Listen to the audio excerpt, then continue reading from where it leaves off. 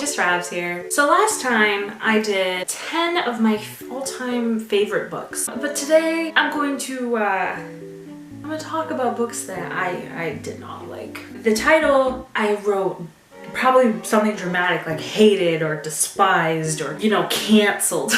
And yes, I am a dramatic piece of fine ass, but the books that I'm going to be talking about strongly disliked. Like if I was doing like a survey, I would be checking off like strongly disagree. All right, number 5. Mr. John Green. I am so sorry.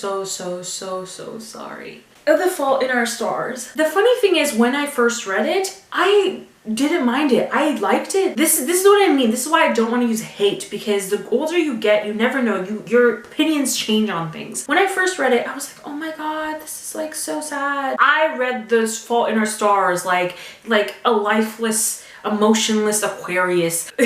Like, yes, it was sad, but like I literally got to the end of the page and was like, that was sad. Obsidian. This was a rando. This was a book from high school that I picked up in the library, and I absolutely fucking hated it. This is the first ever book. Mark your calendars, bitches. This was the first ever book I ever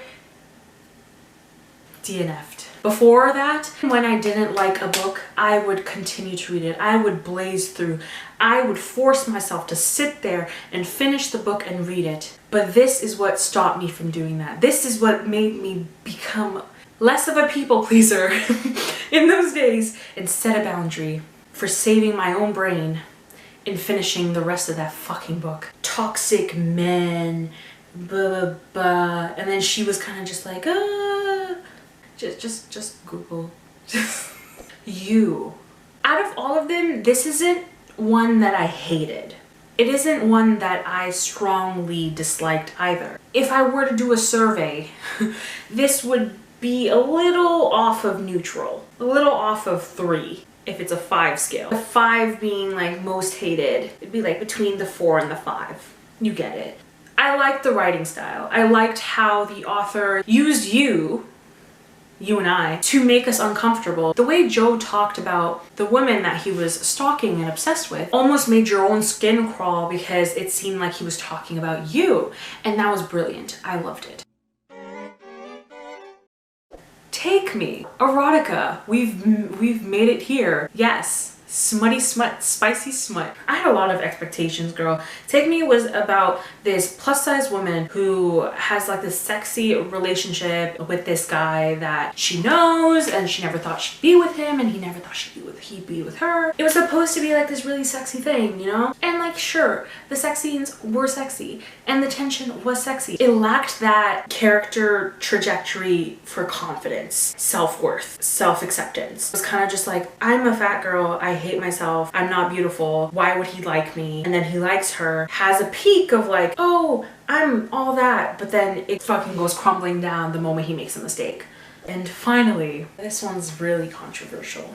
I don't know if I should say it. It's not even a book, it's a series, and it's a famous series.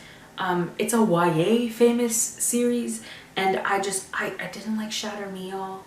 I didn't like Shatter Me. I mean, like, I liked the first one maybe, but I loved Kenji. Kenji was the best thing in those books, but I'll explain myself in a different video, purely dedicated to that series. But that's number 1 on the list. Strongly dislike on that survey. I've Lysoled it and like sanitized it, but there's been moments where I've had to panic reach for something to kill spiders with, and I used Ignite Me. I'm sorry. This is like my tearless public apology. How do we move on from here? Okay, I will try bi-weekly uploads on Fridays, even though I'm a flaky bitch.